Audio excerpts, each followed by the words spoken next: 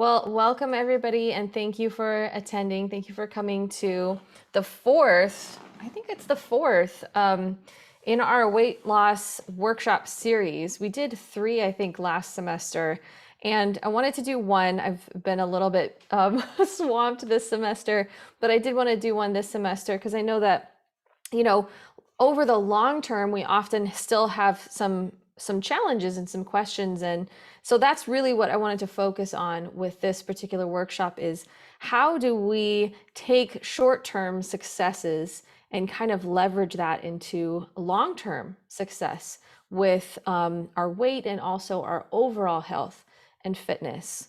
So let's go ahead and get started. This is an overview of what we will kind of cover today in this presentation.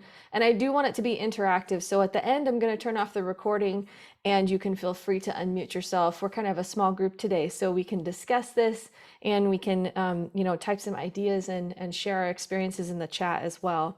So in part one, I'll go over some real basic weight loss principles that I actually teach in both my health classes and in kinesiology classes that focus on training personal trainers.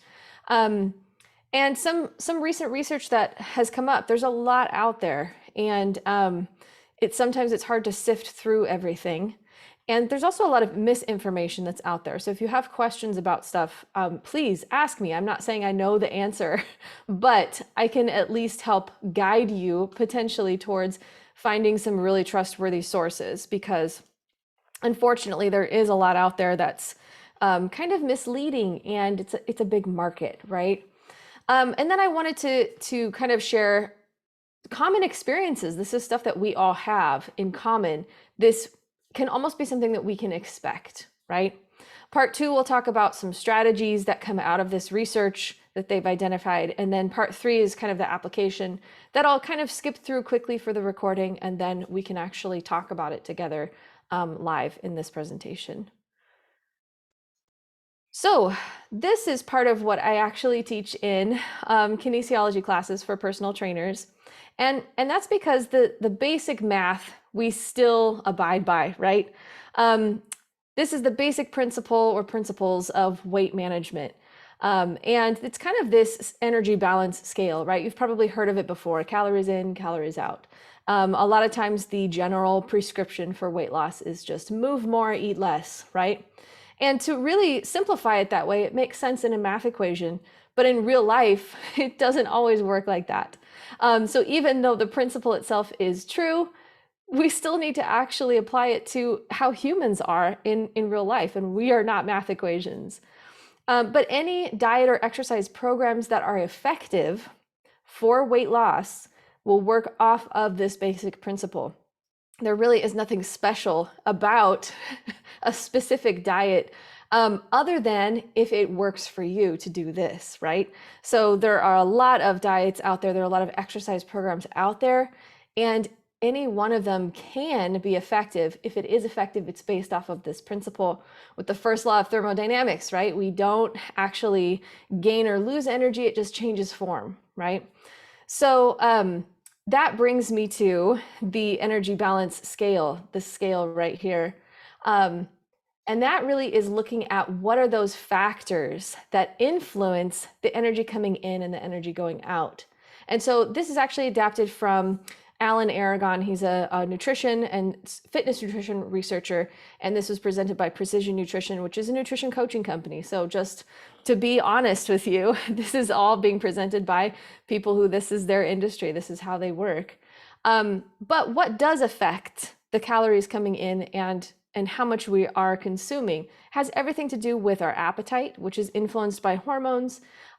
It has to do with the type of food that we're consuming, what's available to us, what tastes good, what we enjoy, the energy density of that food. Our sleep quality affects our appetite, right? And what we choose, our education, how much we know about it, socioeconomic status, culture. There are a bunch of different factors that influence this. And then on top of that, we can't forget that when we eat stuff, we don't really know how much of it is digested and absorbed the way that we think it is. And this can be influenced by everything from how we prepare the food, our own age, our personal microbiome, our health status, our energy status, all of that. And then, of course, psychological factors are a big part of this. Stress levels, our mindset, our perceived control, self-esteem, and sleep quality, you'll see is a very common theme throughout this. If we look at the other side of the scale, which is energy out, this is basically how much energy we are expending to keep ourselves in normal physiological function, but also to do the activities that we do throughout the day. So our energy burned at rest is probably the most influenced by our body size, right? But it can also be influenced by hormonal status, whether or not we've done lots of diets in the past, our dieting history, genetic factors, health status, sleep quality, and age. I will put a little note in here though. There was a recent study that came out that kind of challenged this idea that a lot of us have, that our metabolism slows down over our middle age. What the researchers found in this large population study was that on the whole, on average, our metabolism actually doesn't change between the ages of about 20 to 60 or 65. After we hit about 65, then our metabolism does tend to slow down. The biggest difference is probably from our activity and activity changes. So energy burn through exercise is obviously influenced by what we're doing, our own exercise ability, intensity, duration, frequency, hormonal status, and sleep quality. Energy burned by non-exercise activity, this is what we call the NEAT, N-E-A-T, non-exercise activity thermogenesis, which just means burning calories, right? This is fidgeting. This is getting up and walking around your house. This is, walking outside to your garden. It used to be walking around on campus, right? This is all of the activity that we do without realizing it, right? And that's also influenced by all of those things. Not to mention our occupation, which I don't know about you, but for me changed a lot within the last 18 months. It went from being very active to sitting in a chair for a lot of the day. And then we also have this factor of energy burned from metabolizing food. There are certain macronutrients that tend to cost more energy for us to digest and absorb. And it also depends on how processed the food is.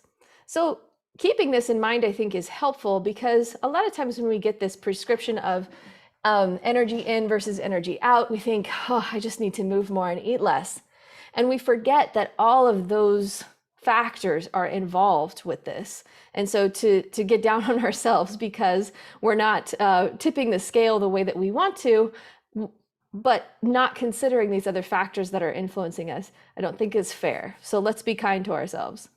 I wanted to remind you as well, from our earlier workshops, I covered some of these principles, and I just want to bring them up as reminders.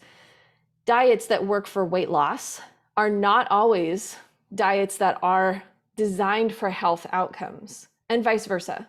So just because a particular diet helps someone to lose weight, that doesn't mean that that eating pattern also promotes health outcomes. I'll give you a great example.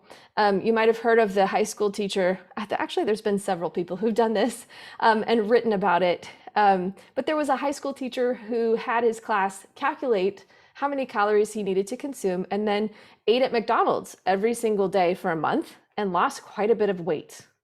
And it can be done, right? Eating at McDonald's is probably not the healthiest path, right? But it does work for weight loss. Another diet that's become kind of popular right now is the carnivore diet, where you just eat red meat and drink water. And yes, people lose weight on this, but it's not optimal for other health outcomes. The health benefits of nutrition and exercise are also independent of weight changes. So I think this is something that's really great to remember too, because a lot of people will focus so much on weight management that they think that if the weight loss is not happening, then what is the point, right? And there's a lot of points. Exercising increases our fitness and helps us to improve our health outcomes regardless of whether or not we lose weight. And nutrition does the same thing. It has multiple benefits to health outcomes for us and disease prevention for us, regardless of whether our weight changes or not. The last thing, of course, is that the behaviors that we're most likely to do consistently and continue are the ones that we actually enjoy. Those are the easiest to keep going. So here's the kind of the latest research. It's relatively recent. I'm sure that there's some others that have come up, but I liked this model because it helps us to kind of understand what happens in the very beginning when we start a weight loss journey. A lot of times people lose weight very quickly. They experience that success. They're like, yeah, this is awesome. And then we slow down. And that's really common. It's very typical. And so a lot of times we get the recommendation from the fitness culture industry to just work out harder and push harder and keep going forward. And so it's really helpful to assess, well, what are those qualities that help people to keep going long term, more than just the 90-day challenge or the 6 month challenge or however long it took them to initially lose weight. Many folks who lose weight end up regaining it. And that's something that is pretty common over long periods of time, no matter what method is used. But there are people who are successful and they tend to use similar strategies. And so in this particular research, that was a meta-analysis. So it was looking at a bunch of different research studies. They developed this model of kind of this tension that we have between our old habits and impulses, and then how we're managing that and kind of creating a new lifestyle and concept. So this idea of tension in the middle here is this tension between maintenance of what we've already accomplished and relapse, potentially regaining weight or going back to old habits. And so the sources of tension are things like old habits and impulses, maybe triggers in the environment, right? Could be unmet needs for mood or stress regulation, unmet pleasure needs, right? We really enjoyed eating this particular type of food. We maybe eliminated that for a period of time, and now we're craving it. We want to go back. There's social acceptance as well. And sometimes there's kind of a redefining of someone's self-concept after they've made a huge lifestyle change. Who am I now, right? And then there are also these thoughts and beliefs that we have about ourselves and about managing weight and what it takes to manage weight. So all of these are sources of tension that tend to kind of pull us towards relapse. Now, they found that some people who are successful at maintaining weight loss long-term, what do they do to reduce this tension? So we can reduce the tension and we can also manage the tension. Part of reducing the tension is developing automaticity, right? We try to make our healthy habits so automatic that it's almost easier to do them than it is to relapse and go back. Finding other ways of meeting those needs that are trying to pull us in this direction, and then changing beliefs and self-concept. Some of this has to do with learning and insight, self-regulation, and managing influences or modifying that tension. And then they talk a little bit about willpower and motivation, but I want to get into each of these more specifically. Please, if you have a question, feel free to type it into chat or also to raise your hand, and I'll pause the recording and you can totally ask it. So this model identifies these methods that successful maintainers used in various research studies. So these were all different research studies. They found these common themes, kind of pulled them together and tried to describe, okay, what are the things that people use? This doesn't mean that we have to use all of them. It doesn't mean that if we don't use one of them, we're going to fail. But these are just commonalities that they saw with people who tended to be successful long-term. And long-term, we're talking about a year, 2 years, maybe even 5 years of maintaining that or not regaining as much weight, right? So learning and insight is one of them. Experimenting, finding out what works for me. I had a great conversation with a student yesterday, and he said something I thought was like really powerful. He said, I need to remember, don't glue my feet to the platform. And of course, that might be kind of a weightlifting reference, but basically what he was saying is, I have to remember that the environment around me changes and my schedule is going to change and what I need changes. So I can't glue my feet to this platform or this idea that I have to wake up at 5 a.m. and exercise at 5 a.m. or my day is going to be ruined, right? I have to be able to change that and say, I want to exercise, but 5 a.m. is not working for me right now. What is going to work for me at this stage in my life. So I thought that was really cool, and especially cool for a student to recognize that at this age. It's really, really important. We're going to see lots of changes over time. And another helpful thing I think is the idea of experimentation. I've talked about this before as well, kind of taking the scientist's view of trying different things, really putting forth effort into trying them, right?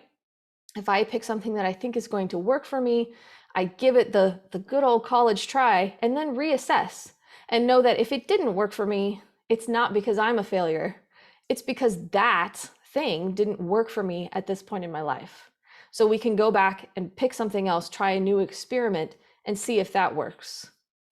One common thing that they did find was most people who were successful had some form, not always the same form, but some form of self-regulation. And this could be, when they were in their initial stages of weight loss, they may have had to be a little bit more rigid. They may have had to be a little bit more focused on exactly what they were eating and how they were exercising. And once they reached their goal weight, they could find a little weight range, right? And say, okay, I'm okay if I gain 5 to 10 pounds, but once I hit this mark, I need to start pulling myself back, right? I know that that's a warning sign that I'm starting to regain, right? So some people establish that warning weight, or some people found flexibility within a range. Other people found that they could use other methods of self-regulation, like how my clothes are fitting, or how frequently I've been doing the behaviors that I want to do, and kind of maintaining just the actions and the behaviors. Whatever that self-regulation method was, they had something, but they didn't see it as a, oh no, I'm failing point. They saw it as, this is a warning sign to me that just tells me, okay, I need to bring myself back to the healthy behaviors I've established. They also had ways to manage internal and external influences. So this could be something like identifying a high-risk situation. I always seem to overdo it when I go to this particular party, or if I, drink with my friends on Friday nights, this always happens. So identifying those high-risk situations, kind of having a game plan, or identifying triggers that if, I purchase candy, then I'm probably going to see it and I'm probably going to eat it. Those types of examples can be helpful. Those are external triggers, but they could also be internal triggers. Like, for example, when I don't get enough sleep, I tend to eat more, right? Or I tend to feel really exhausted, and so I'm less likely to exercise or to get up and move throughout the day. So recognizing those triggers and then having a game plan. Well, if I'm not feeling it today, what can I do? What will I do when this happens? Willpower, I think, gets a bad rap. I prefer the term motivation. And, I think that that's also kind of a trendy word right now as well. But really what we're trying to do with either willpower or motivation is identify what really motivates us. What values do we have? What do we really care about? And by the way, this can change over time, right? What we care about right now might be different than what we care about the most in the future. But really connecting to what we truly want can be motivating. And like I said, ideally, the ideal motivation is that we're doing things that we actually enjoy doing. And that's something that we can work towards, that intrinsic motivation of finding activity that's enjoyable, finding ways to socialize that's enjoyable, finding ways to eat that's enjoyable. But if we can't find that intrinsic motivation just yet, and for some things we may never, we can also have extrinsic motivation of, I really value XYZ, or I value my ability to play with my kids. And so that's why I'm going to exercise right now. Even though I don't like exercising in the moment, I value being able to get down on the floor with my kids. And so that's why I'll do it. I like the idea of making things automatic. This is reducing the cognitive load, right? Especially in the beginning when we're trying to change something or adopt a new behavior or quit a behavior, right? A habit. It's much more cognitively taxing, right? We have to think about it. We have to plan for it. It's always kind of on our minds. It might be like tickling the back of our brain. It can be stressful. And so the more that we can make it habitual and integrate it into our day so that we're not thinking about it as much, it becomes more automatic and almost easier. And making the healthier way the easier way, I think, is very helpful to us. We tend to be creatures of habit, right? So if we can create an environment around ourselves that just kind of makes it automatic and easier for us to do what we actually want to do, we won't have to have that stress. We can reduce that stress. Of course, we know about meeting needs, finding those healthy go-tos to meet needs and reduce stress. That can be very helpful long-term, right? And then changing our perspective is also important. What do we believe about weight loss? How have those beliefs changed? And what do we see as success versus failure? Do we need to maybe change that perspective? And then self-concept, right? A lot of times if we change our behavior and or our bodies, then we have to redefine our own self-concept. You can start to adopt and describe those things about yourself. You don't have to wait until you are a specific weight or have a specific look to be a runner, to be an exerciser, to be someone who values their health, right? We can adopt that self-concept and that can become a part of who we are. So these were really the strategies that they found were pretty common for folks who tended to maintain weight loss long-term. Now, I did want to bring up, this is from Erin. This is stuff that I've also read, and I think that we all can experience over time, whether or not we are trying to lose weight.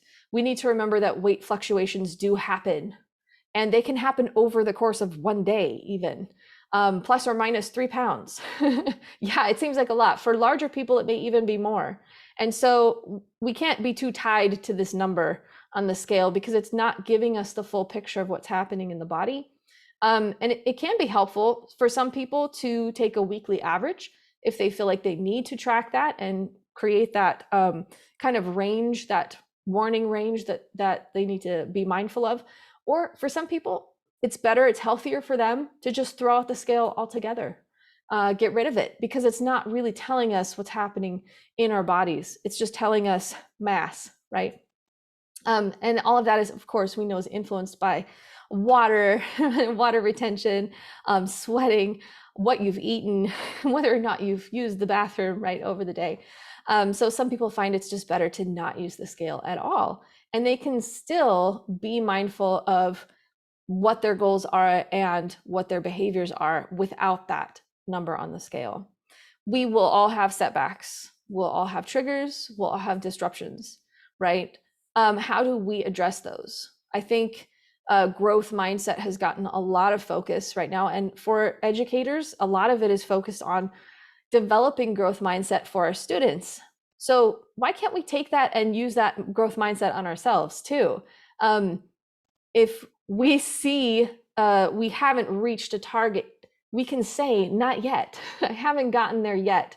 Let me try a new experiment and see what I can do. Keep working towards where I want to go. We can start reframing successes and failures, use that scientific method, develop contingency plans. I think, there's a pretty classic saying that, people who fail to plan to fail, right? But that works for almost everything. What's our contingency plan if we come across something that we know already is going to be a trigger for us, or we know already will kind of set us back? What are we going to do to address that? And how can we develop a plan that helps us still meet our goals and enjoy the experience as well? And then the biggest one is to avoid overcompensation, right? This is kind of that same framework of success versus failure, or good versus bad. And I'll admit, it's rampant in the fitness space, in the fitness industry, right? We're going to hear it. If you go take a spin class or you take a group fitness class, chances are You will hear an instructor at one point say, "Oh, we gotta, sweat for the turkey," or, "I had a great weekend this weekend. Let's work extra hard so we can work it off." And that's really an unhealthy perspective. That's very close, akin to binge eating disorder or binge exercise disorders. So we have to start reframing that. And I'll apologize right off the bat for folks in the fitness industry who still use this terminology. We're still learning ourselves. And we have a lot of these mindsets ourselves that we struggle with too.